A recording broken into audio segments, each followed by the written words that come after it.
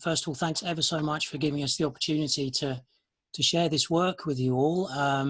As Corey was saying, this has been a long time coming. I think it's about 4 years ago that this all started.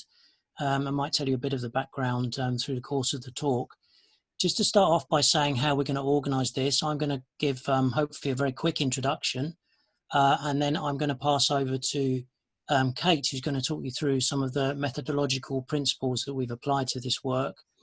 Kate's then going to hand over to Iris, who did the vast majority of the hard work of transcribing and organising the very many documents that we've found. And then Iris is going to pass back over to me to talk about some of the preliminary findings and what we've unearthed in this huge archive, which is, you know, a lot of very exciting stuff, we hope, that we're happy to share with you.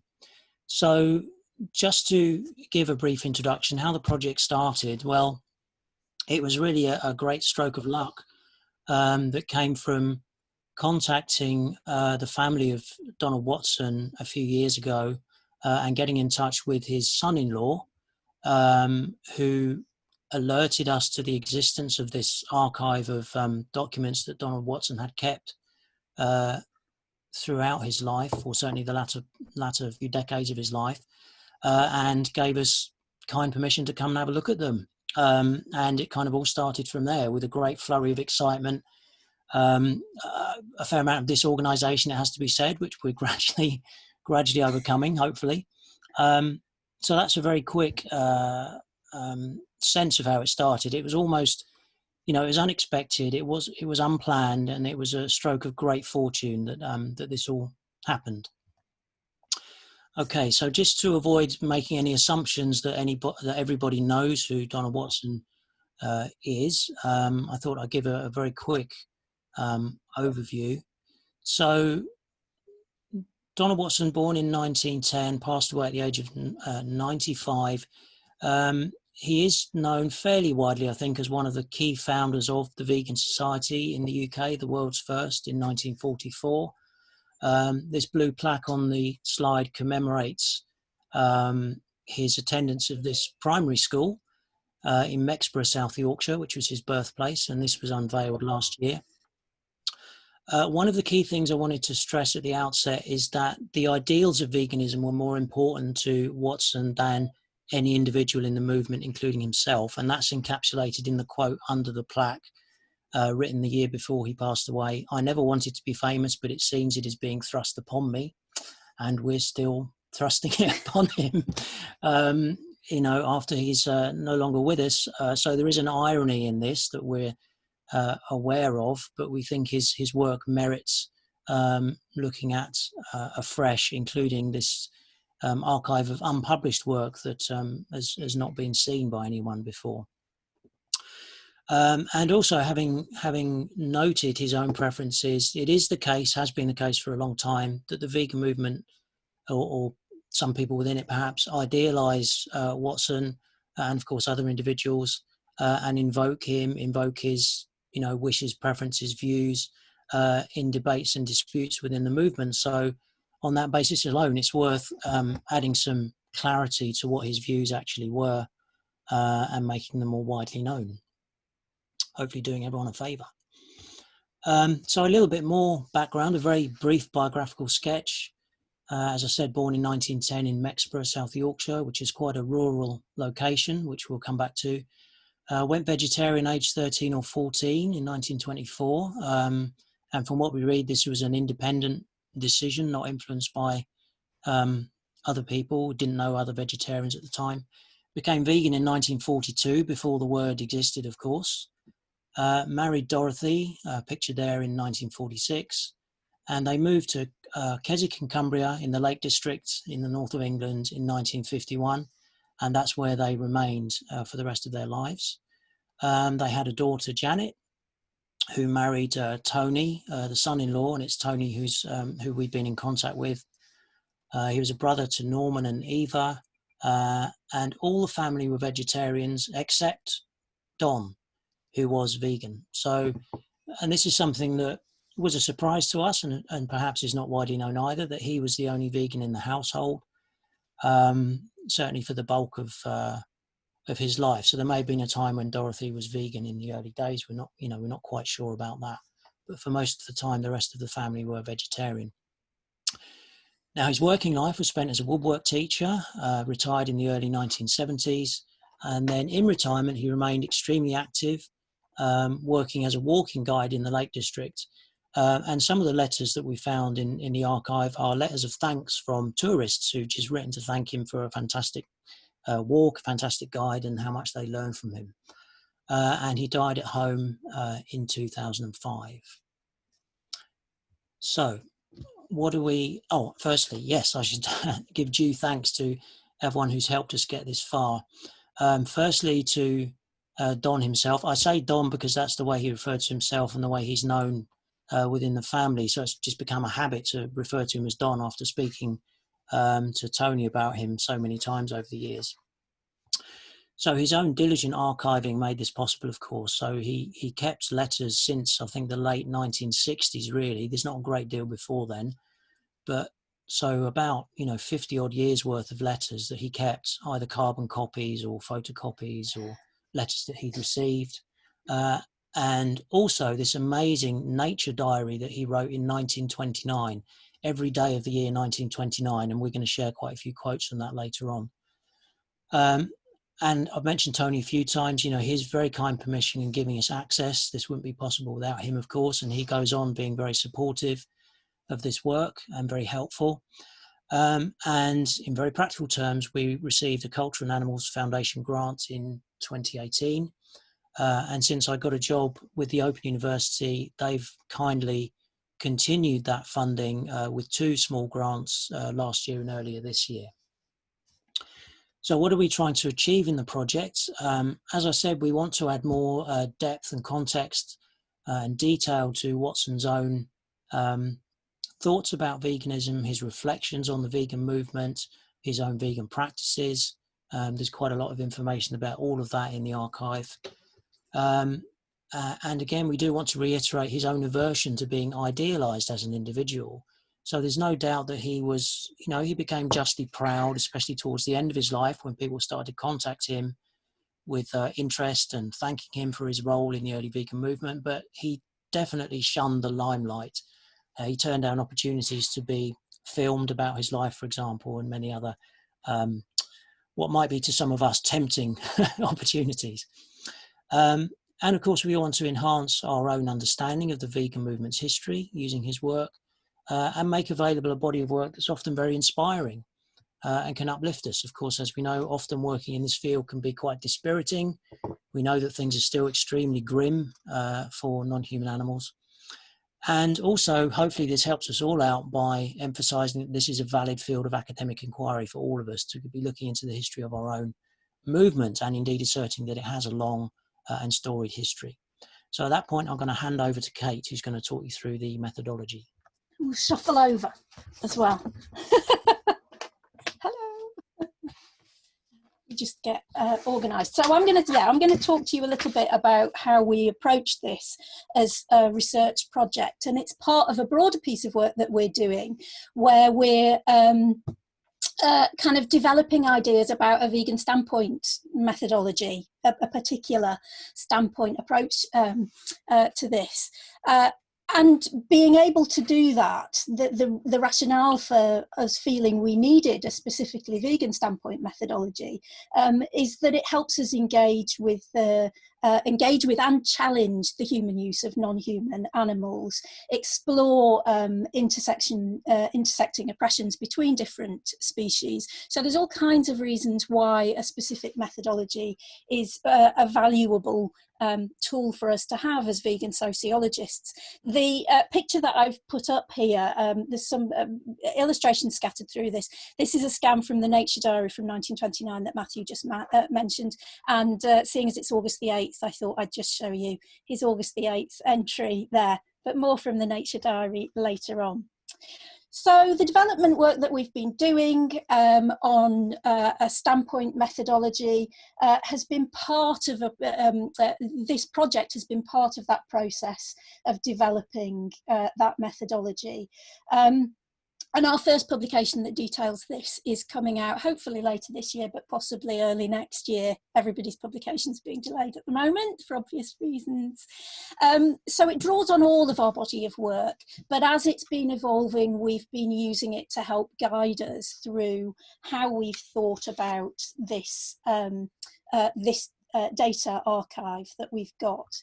And I won't go through this in great detail, but we're very much developing this in the tradition of other methodological standpoints, notably feminist standpoint methodology, critical race methodology, those principles that specifically and overtly and explicitly challenge privilege, which lead those areas of privilege which lead to particular ways of knowing, which in turn perpetuates those systems of privilege and inequality, and recognising a methodology that recognises the importance to fight for the perspectives of the oppressed groups at all stages in the research process. So we're working within a set of 8 principles, which I'm going to very quickly run you through and just flag up how we found them relevant to working on the Donna Watson Archive project, which is what that DWAP stands for on these slides here.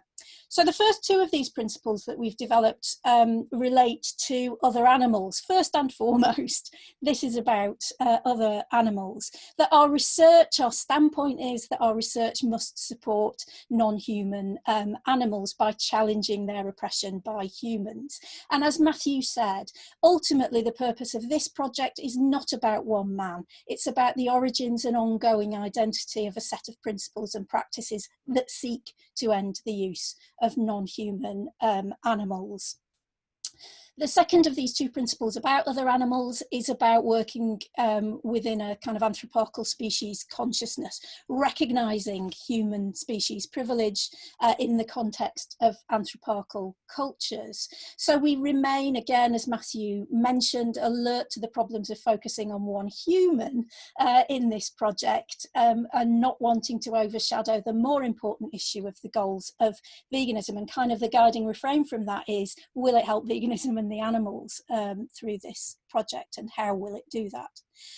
The third and fourth principles, these 2 principles are about us as vegan sociologists. It's about us adopting a social constructionist epistemology in our work, so that, you know, looking at how speciesist knowledge claims about other animals that legitimate their oppression need to be contested by counterclaims from us. So this project helps us engage with the logic of that counter-narrative of veganism by exploring its origins and the logic behind those origins. And principle 4 there, the recognition that speciesist social structures perpetuate human oppression of other animals. So the historical research, the historical nature of this research illustrates how the structural content of Watson's life as a vegan fed into his practice of veganism, no pun intended. Principles 5 and 6, they're both about how we operate understanding, how we understand research, how we operate our research. They're split across 2 slides, this one. Number 5 is about empathy for non-human animals and their advocates. So we acknowledge that there's limits to ways of knowing about other animals that we can operate, but as far as is possible for a human to do, foregrounding the experiences and perspectives of those non-humans, and that empathy should be extended to those humans genuinely advocating for non-humans. Tricky one to pinpoint. We've had some conversations about that, how you identify whether it's genuine or not. So we don't claim that either we or the writings of any individual man can speak for the animals. And sometimes equally we might strongly disagree with perspectives of other people who advocate for the animals, of other vegans, but we try where we can to extend that empathy for those who are genuinely seeking the same goals as vegans. Principle 6 is about incorporating intersectionality and complexity, recognising, working within an acknowledgement of that socially constructed overlapping categories like race, like gender, like species, need addressing. We need to address those, and we need to address the ways in which they are maintained as well. In this project, this is about us because, again, it has that historical social context. practices of veganism don't occur in isolation from those historical, social, cultural, financial contexts. Any privilege we enjoy that makes our veganism easier must be recognised, and issues around family locale, social networks and so on speak to the challenges faced by those early vegans, including Watson. And principles 7 and 8, which we won't really dwell on today because there's not much to say in relation to this project with them, it's about how the academy sort of manages governance issues about research, that our ethics need to be thinking about these principles at every stage of our research. We need to reveal and critique the exploitation of non-human animals when we do and disseminate research. And we've been guided in this project by an ethical responsibility to potential harms to Watson's memory, to his family, to the vegan movement more broadly, but most importantly, to the non-human lives that veganism seeks to liberate. We wouldn't want this project to undermine any of the principles of veganism. And that finally, there's a governance process, which has been, you know, self-regulated for us and is for all of us as vegan sociologists, but that ideally research governance should incorporate these principles that we've outlined. So in terms of how we've applied these, and again, this is another photo. I have no idea where the ruined castle is. If anybody recognises it, I'd love to know. But this is another photo that we found in the box of delights within the archive. So in terms of how those principles relate to this data, it's been part of this iterative process, as I said, that this archive project has informed the development of these principles as much as the principles have informed the project. It's been helpful in clarifying the focus and direction of what we're doing, because it is so rich, so vast, so fascinating, this entire archive, that we need to keep some focus and direction in what we're doing with it. It connects us to our activist and advocacy values. As Matthew said, there's some really uplifting stuff. He had a real way with words, and some of the stuff has been really uplifting to engage with. And these principles also give us a framework for resolving challenging aspects of our ongoing analysis in this. Another extract from the letters from the archive itself, from what his view was on these things. It's always risky to say exactly what people meant when they're no longer here to correct it or put it in full context. So we remain mindful of that as we go through our work as well. And now Iris, hopefully, is going to talk to you a bit about the actual work involved in getting this archive to you all. Are you there, Iris? I'm good to go. Hello, everyone. So I'm gonna talk you through the work that I've been doing for the last year. So if we can go to the next slide, that would be good. So I started working on the project in September 2019, and the total amount of work that I've done is spread over the last year, and in full-time hours, this would have been around 3 months of full-time work. Which is a good framework for seeing how much work it was. So the data comprises of a nature diary that was written in 1929, and this had 630 handwritten pages. We also had many drafts of letters he wrote, so these were hundreds of letters that he's archived. Some of them were handwritten and then later typed up. Very often there are also articles included that he would have sent off with the letter and then asked back, so he could archive it again and keep track of all of it. We have many letters that he received.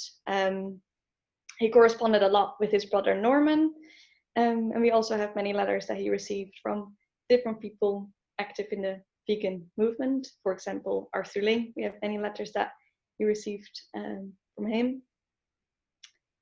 We also had personal notes on different topics that he wrote. These were often handwritten. Sometimes he would refer to these notes as well in some of his letters, and then we could later find the original written note on it. And we had article drafts that he would look through before it was published. For example, we have a draft of an interview he did for the vegan magazine that was published in 2003. And this document is around 25 pages long. So you can imagine that there was a lot of the part of the interview that had to be deleted for the edited version. So it's interesting to see the original version of it. All right, go to the next one. Yeah. So when Matthew discovered all of these documents that were left by Donald Watson, he went down to Keswick to try and scan as many of the things that he could. And he went to Keswick for 3 visits in total, 1 by himself and then twice with Kate. And because it was such an amazing discovery, and they wanted to scan as many documents as they could as quickly as possible, the organization wasn't as good as we later would have liked it to be. But if you can imagine, it was in total 2 to 3 weeks of full-time scanning for 1 person, which has left us with a really big data set. So last September, I started to organize as much as possible the documents that we had, and make it easy to link the transcriptions to the original document that was scanned. Especially later when I was redacting, it was good to sometimes be able to go back to the original so I could check certain spellings if I wasn't sure I had transcribed it correctly. So yeah, I was just trying to make a good system in the work that we had. So some of the issues we had was that there were some missing pages of, for example, the Nature Diary that we would have to retrieve again, and some unclear scans, and sometimes the bottom of a page would have fallen off the scan, so I couldn't transcribe the letter fully. In the process, we made a set of conventions of how to name every document, so everything was very uniform and easy to keep track of. And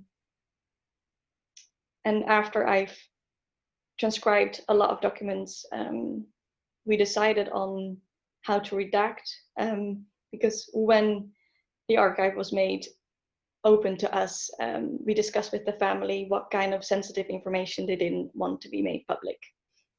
So from working with our research ethics, we discussed it with the family and made sure that anything that is published is with the full consent of Donald Watson's family. And this was very important for us to do properly. All right. So when I started to redact the files, we also decided on what kind of metadata table we wanted to add to every document. So when the archive is made public, every researcher who goes into the archive can very easily see what kind of information they can find in the document. And because it's such an enormous amount of transcriptions, this is hopefully going to be very helpful for anybody who wants to do research on it later on. So we would, so we would write down the author and the recipient of the letter, what kind of document it is, and I would also write down any notable content. And with this, I mainly focused on stuff that is related to veganism, because he also has lots of personal letters written to his brother that is about his holiday, which might not be as interesting. But he also discusses his ideas around veganism a lot, and especially in the Nature Diary, you can really see like a progression of the ideas he had back then already as a vegetarian. All right, you can go to the next slide. Yeah. So here you can see an example of his handwriting, and this is not even the most illegible handwriting that he had. Some of it was even harder to decipher. Luckily, I started with transcribing the Nature Diary, and in his younger years, his handwriting was a lot neater, as you could have seen in the previous slides of the examples of the Nature Diary. which was a good introduction to his handwriting, and it made it a lot easier for me to also transcribe the harder bits of it.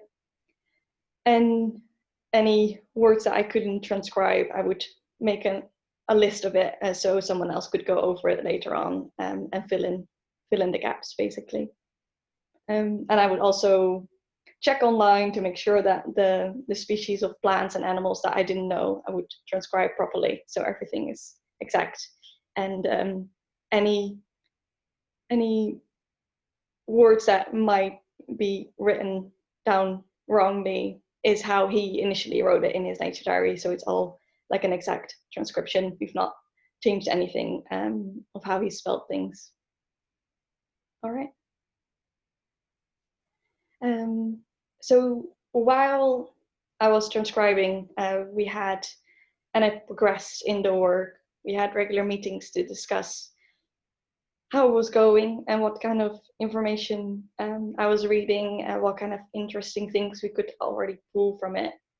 And because it's such an interesting data set, there's lots of stuff to discuss. And for me personally, it was just very fascinating to read how these ideas developed. Because like, I'm in my 20s, so I didn't go vegan 20 years ago, so I wasn't necessarily super familiar with Donald Watson's work myself. And we're very excited to share the data with the wider world. And it's taken a long time since it was initially discovered. So apologies for that, but we're very excited to be able to share everything with you now, or as much as far as we are, and anyway, within the process. There you go. Move over. Thanks. You all right? Yeah. Okay, so to finish off, we wanted to share with you some of what we've found. And for now, we're kind of making links between some example quotations and the methodological principles that Kate outlined, but this is very much preliminary work, so we're not saying these are hard and fast examples of thematic analysis, but it's an idea of where we might be going with it. And as Iris said, we've preserved any misspellings in the transcriptions of quotations in what follows. So this first slide then, relating to our first principle about supporting non-human animals. So maybe it's quite obvious that a great deal of his writing is in support of non-human animals. So by analysing this, we're kind of naturally doing that as part of the process. But one thing that's especially interesting in the nature diary, especially, is the sheer range of species that he was interested in. So when we say nature diary, it really is every single day of the year based on his observations of the natural world around him in his course of living in and around Mexborough, and describing the behaviours and making observations, making inferences about all kinds of different species. Not only the ones that vegans tend to focus on in terms of, the most obviously exploited. So, for example, flies in this first quote. It's got this fantastic quote about why people shouldn't be violent towards flies. I won't read it all out because it's so long. We're being recorded, so of course everyone can read these at a later date, and indeed when the data set is public. But just to read out the bottom quote on the slide there. For a long time, my greatest social problem has been to try to understand why most people are so callous to highly sensitive animals, yet so considerate to the most awful crimes committed by their fellow men. A high price is certainly being paid for this inconsistency. So it's certainly very much the case that foregrounding the ways that other animals were victimized and suffered human violence was a key preoccupation for Donald Watson throughout his life and writings. So moving on to the second principle or theme, there is also this awareness that comes through his writing that humans are only able to enact this massive quantity and scale of violence against other animals because of social structures, because of the context that we have created within which other animals are often literally captured. So that comes across in this first quote, which is, and there are quite a few that are similar, To set a trap for a rabbit or a net for a fish, or to wait with a ready gun for the rising of a covey of partridges, seems a most brutal and cowardly process, and it's high time that man realised his mistake. If man was intended to be a meat eater, he would pine when put on a vegetable diet, but instead of this he thrives. Another very common theme is this emphasis on the healthfulness and the benefits of being vegetarian at this time and later vegan. And the second quote, talking about the self-interests, which, you know, is what anthroparchy is all about, is putting ourselves as humans first and above all other species, something he focuses on time and time again. And the last quote from near the end of his life, the theme continued all through his writings, all through his life. It's a profound thought that so much can be achieved towards health and peace simply by placing man in his true place in nature, i.e. much lower down, not at the top, dominating all others, which is not as a carnivore nor as a parasite. Humbly, we take our place in history among the world's great reformers. Moving on to the social constructionist epistemology. So, as you saw from the biographical sketch, Donald Watson was not an academic, not a sociologist, but nevertheless, you can see, you know, the traces of a critique of social constructionism, we would argue, in the way that he makes his case. So again, another couple of excerpts from the Nature Diary. So the first one very much speaks to his own practice and I think self-identity as a naturalist, not as in a professional sense that we might think of today, but in the sense of paying very close attention, basing his ideas on his own empirical observations of the natural world around him. A naturalist is not merely a person who has interest in observing, he reasons over them, and as a result he is pulled away from the obvious wrong of other people and lives a life which he not only thinks is better but knows is better, for those facts which make him decide to alter certain courses in his life are not facts such as one might expect to hear from the quack doctors of the marketplace, but sound natural facts. And that theme of quack doctors is another very prevalent one. He was quite opposed to what we might call big pharma today, or indeed little pharma perhaps, or any kind of pharma. Not a fan of taking medicines because he was so convinced of the healthfulness of a natural vegetarian or vegan diet. And then the second quote, again and again, when we study the animal kingdom, we cannot help but notice what wonderful things the animals do and how well they live up to the mottos of mankind. So I think what he's getting across here is that other animals are a lot better at living moral lives than we often are in our, you know, conceit that we are the only moral animal, which is something that we've all heard of being repeated as a justification for human exceptionalism, but of course it's nothing of the kind. And this is a point that he makes very forcefully here. They, other animals, act every day as if they had taken thought of the morrow. They look before they leap. They know that unity is strength. They realise that a stitch in time saves 9. They save for a rainy day. They seem to realise that a thing of beauty is a joy forever. And it's certain that they understand that for everything there is a time and for everything a place. So again, getting across this opposition to the notion of humans manipulating, distorting, controlling, dominating the natural world. Onto this principle of structural awareness. And this is where this similar theme of quotations opposing hunting or killing other animals for sport and so on comes through often in the diary. It's evidently wrong to catch fish with nets or hooks, to shoot birds, to slay animals with knives, and so forth. And again, contrasting that with the natural facilities of carnivorous animals who rely on their own embodied practices, one might say, to find their prey. Were it not for a few appointed slaughterers in our community, many a million men and women would become vegetarians, for they would not know how to start to obtain their meat. So very clearly getting across that this appalling scale of slaughter depends on social structures, okay? Depends on the way we organise our food system and so on. And then making a point about the mass media as well in the second quotation. Again, writing in 1929, the press only rarely mentions anything regarding vegetarianism. However, if a more regular appearance on this subject was seen in the newspapers, or if a periodical advocating vegetarianism were published, I feel sure that thousands of people would quickly change their meat diet to that simpler and cheaper diet, which would make such a vast difference for the better in their bodily condition. So, you know, what a wonderful little anticipation. Little did he know, of course, at this point, that 15 years later, it would be him cranking out the vegan news on his duplicator in the middle of the night once the Vegan Society started.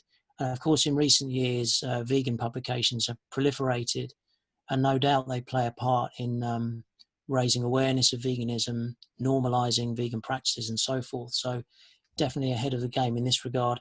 And of course, as many of us know from our own research, this lack of coverage of vegetarianism or veganism, and when there has been coverage, the hostility of much of it is certainly a problem, and certainly raises an extra obstacle that has to be overcome for people to approach veganism with an open mind, let's say, and with optimism.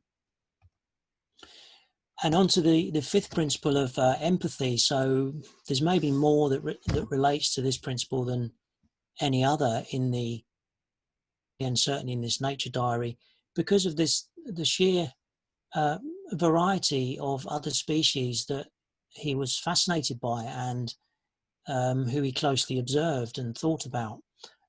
So we just picked out this quote, which I think I've got time to read it because I'd like to, because it's so cool. My entertainment with the stoats lasted about 5 minutes, and during this period I never watched anything more active, for round and round they chased each other, sometimes turning most abruptly and then racing around in the other direction, and often the first one would stop sharply whilst the last would leap over its body. The countryside may be likened unto a stage, with charming scenery at all sides and an ever-varying cast of players, sometimes giving opera, whilst at others, in the quiet stillness of the night, drama. So, I mean, he was a pretty good writer, I think, in lots of these examples, apart from anything else. It's great stuff. In the ellipsis there, that's covering over, just because it was too long, just a really a brilliant section where he contrasts the stoats with going to see a Shakespeare play at school, and how much better the stoats were than Shakespeare, and how unimpressed he was with Shakespeare. He didn't go back to see a Shakespeare play, but he kept going to watch, stoats and various other animals. They are far more entertaining. But then comes the contrast in the second part of the quote. As I sat and watched this pretty incident, there came from the distant village, a mile away over the meadows, the most awful and by no means the least frequent of all village sounds, that painful squealing of a pig on being killed. And every time I hear such a sound, I thank God that I, being totally vegetarian, am not responsible for any such occurrences. It is not through the persuasion of anyone else that I am vegetarian, but merely owing to my consulting nature about the matter. So that sums up a lot of what we've already mentioned about his approach, being guided by his own empirical observations, his own experiences. He was the antithesis of the contemporary stereotype of the urban elite, disengaged vegan, which we all have to struggle with. And thanks, Kate, for the 5 minutes reminder, so I'll move on. And the second part of this principle about having empathy for advocates as well. So we just wanted to share this reflection from a letter to his brother in '96. When I formed the society, I received between 30 and 40 letters a day and never went to bed until I cleared them. The work could only start after I'd returned from night school at 10 p.m, all unpaid, of course. Of course, many of us have experiences of unpaid advocacy and voluntary work, and 'twas ever thus. He was not a professional vegan, this was not his livelihood. He did this amongst and around his everyday life. And then the second quote, delivered by his son-in-law Tony, who I've mentioned a few times, to mark the 60th anniversary of the Vegan Society, focusing on these principles of love and compassion and how central they were and are to the vegan movement. That is why we exist as a movement, one which will continue long after we're gone. We have a greater responsibility than any other reformers before us, no mean position in which to find ourselves, maybe pointing to the scale of the task that confronts us, and of course continues to get worse if we look at the scale of exploitation and slaughter that still gathers pace despite everything. Intersectionality is not something that comes through in terms of gender, race and class so clearly in his writings, but we did just want to flag up intersectionality of species. So Donald Watson's writing very clearly differentiates different species from each other in terms of their particularities. They are not amorphously grouped as animals, counterposed to humans. Because of time, I won't read through these quotes, but just to flag the last one, since veganism by definition claims to help people and help animals and people, that's his underlining, the vegan society must do its part in showing how to bring it about. So it's very much a case of vegan for other animals as well as human animals, all through his writings. And then finally, just to end with this fantastic nugget, which we found, maybe this gave us more excitement than any other single thing, because I don't think anyone knows this before now, apart from a very few individuals.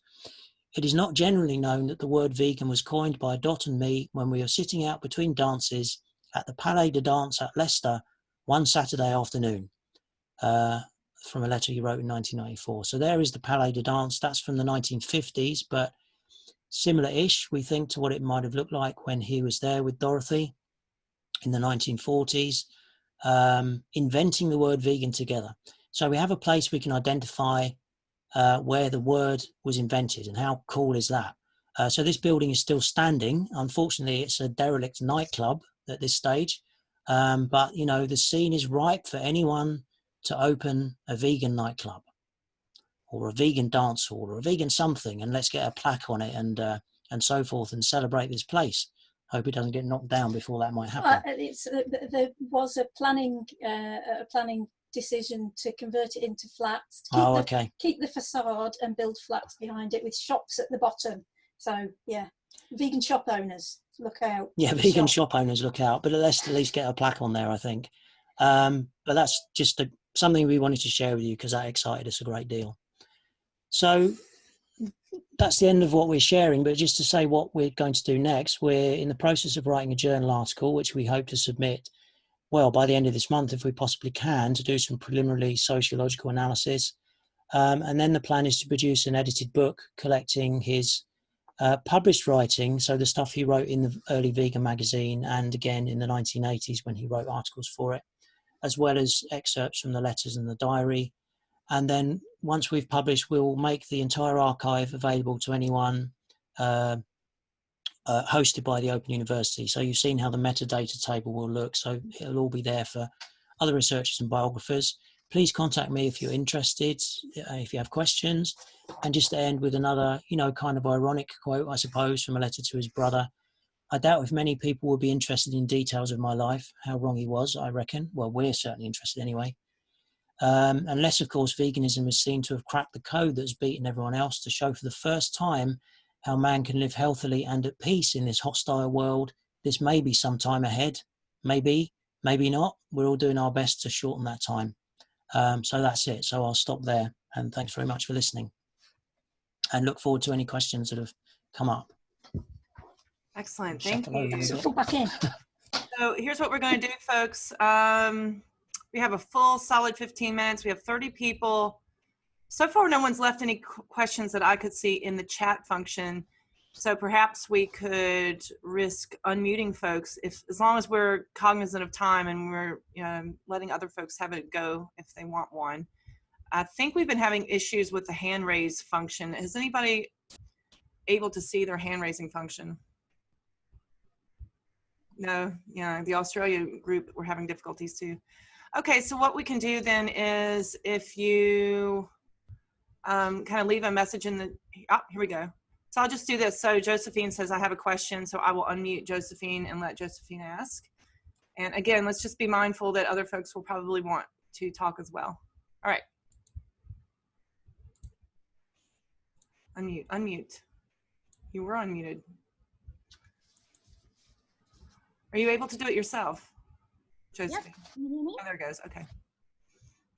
Thank you so much. That's really a fascinating paper. Can you hear me okay? A bit faint. Let me turn on. There you go. Yeah, sorry, all the way from Australia. There we go.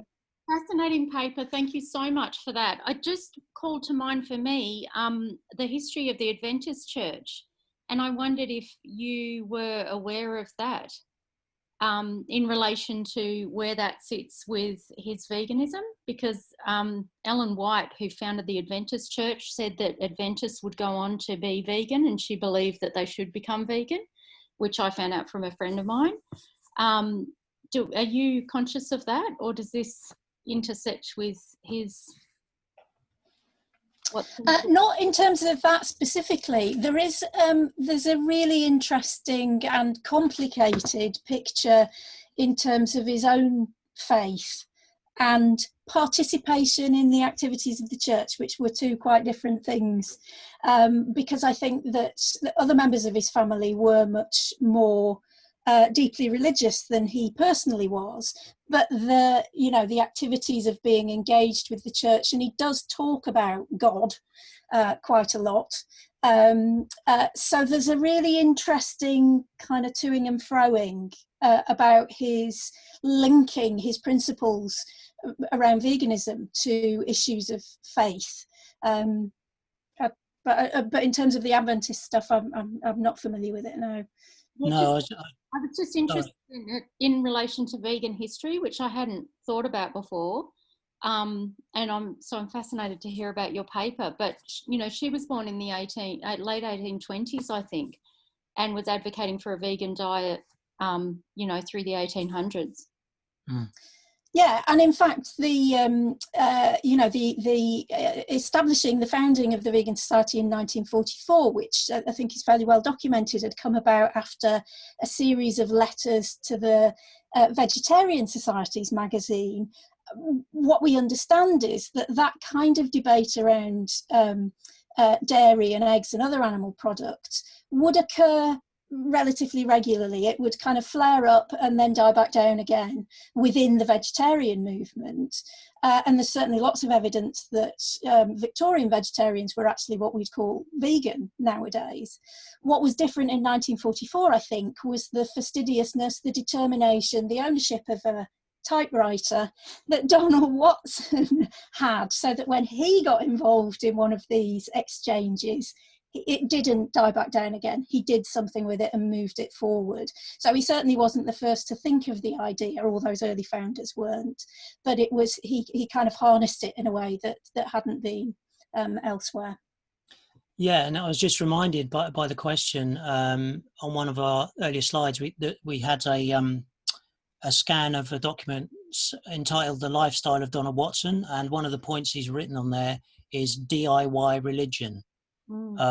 So I think certainly he was not, how could we put it, an orthodox churchgoer perhaps. So his relationship with faith, I think, probably changed quite often throughout his life. And he makes reference to God quite frequently in the Nature Diary, and then there seems to be a sort of fading out. But as Kate said, other members of his family were probably more church-going, I would say. But yeah, very interesting questions. And I think that reminded me, John Davis of the International Vegetarian Union has done a lot of research into this early history of the Vegetarian Society that Kate was alluding to there, and uncovering that the first vegetarians were vegans by another name. So vegetarianism was what we now think of as veganism in the early 1800s. And then its meaning got changed, so it kind of had to be reinvented. So yeah, there's definitely a whole prehistory before 1944, no doubt. Yeah, thank you. Sorry, I was looking at your little image and not the camera. It's a bad habit. I keep forgetting to do that. Look at the camera. Nicole also had a question. Nicole, did you still want? Whoops. Unmute. Can you hear me? There you are. You hear me? Yes. Go on. Yep. Great. I'm coming from Canada, so I'm not sure, my connection's a bit wonky sometimes. I also had a question about religion, actually. So what struck me was so the references to God, but also how the writing, to my mind, seemed to reflect, even if by accident, parts of the New Testament. And I'm not an expert in religion at all by any means, but it sort of struck me that there were some principles there that seemed to reflect that kind of thinking. And I'm wondering if you've thought about how religion may have, again, not necessarily the institution in the institutional sense, but just in terms of some of the reflections or ideas about love and empathy and how those things may have shaped his thinking. Do you want to?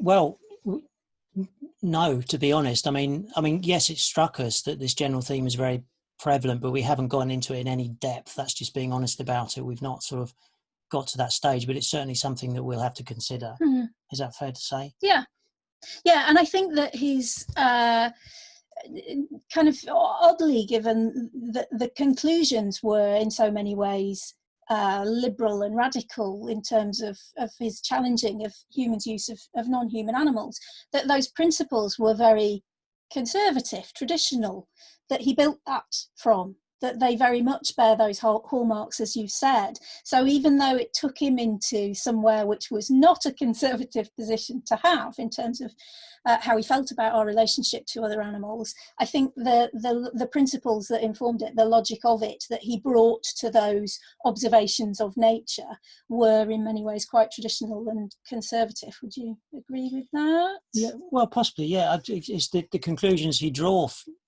from his observations that were so radical, used to justify love and compassion, not violence and domination. And, other naturalists, as he said, and who he criticised in other writings, took a very different conclusion, took evidence from their observations of other animals being inferior and exploitable and, dominatable and all the rest of it. So, yeah. We see a raised hand from Jake. Before that, we had Roger. Roger has been waiting for a little bit. Oh, I'm glad the hand thing. We saw a hand. That's the first raised hand we've seen. All right. Finding Roger. Hi, everyone. There you go. Hello. Hi, Roger. Hi. Hi. Good to see you again. Yeah, I was interested in that DIY religion thing. DIY politics is really interesting from a grassroots point of view, and I think. Samantha Calvert, the kind of historian of the Vegan Society, I think described people like Watson as anti-establishment. So that would kind of fit in with all that.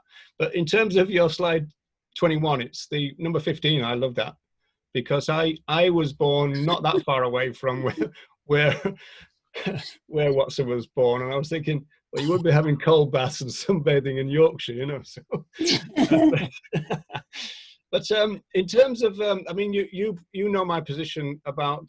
I would. It's a tricky phrase, obviously, but I would probably say that if the vegan social movement was formed now, we would probably call it pro-intersectional. And I know that's a tricky phrase, and it's all there's all the politics about that. Do you think that's kind of borne out with? I noticed you.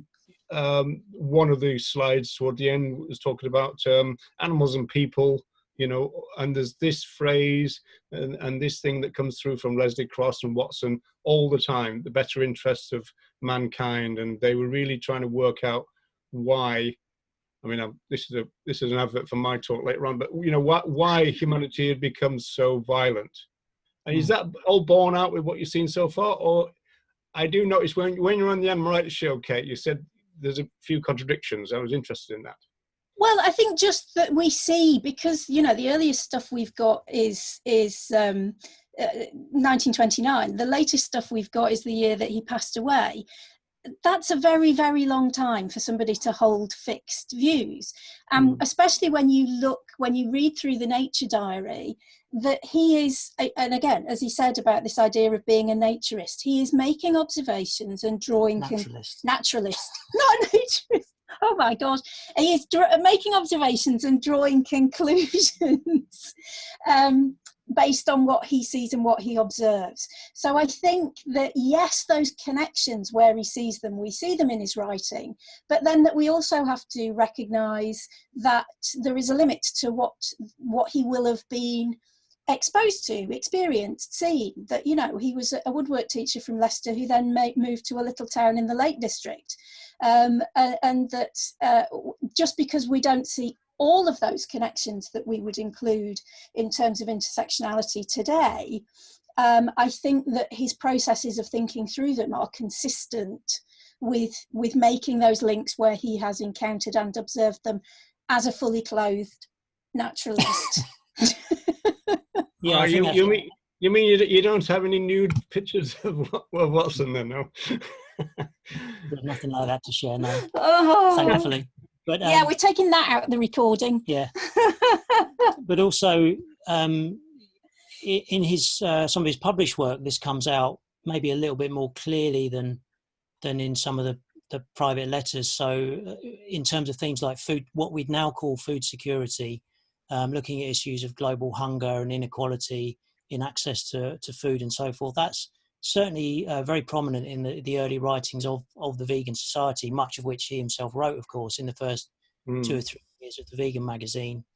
And a very clear preoccupation with what we now call veganic growing, not using non-human animal inputs and building sustainable local vegan communities who could be as self-sufficient as possible. And of course, that's something he practiced a lot in his own garden in Keswick.